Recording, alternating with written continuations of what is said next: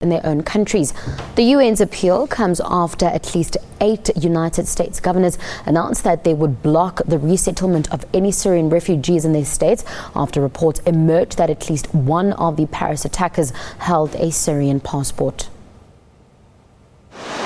The aftermath of the Paris attacks has seen a spike in anti-immigrant sentiment from some countries and officials who feel the risks far outweigh the needs of the refugees.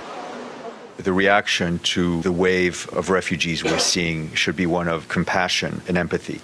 This should obviously force us to redouble our efforts to find an end to the fighting in Syria. Now, obviously, it is understandable that countries need to take whatever measures they need to take to protect their own citizens against any form of terrorism.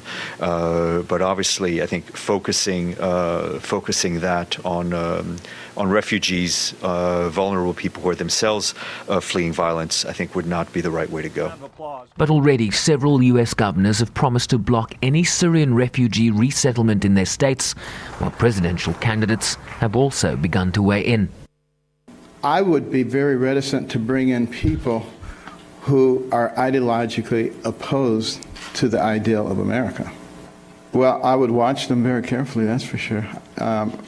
I would certainly stop any further ingress.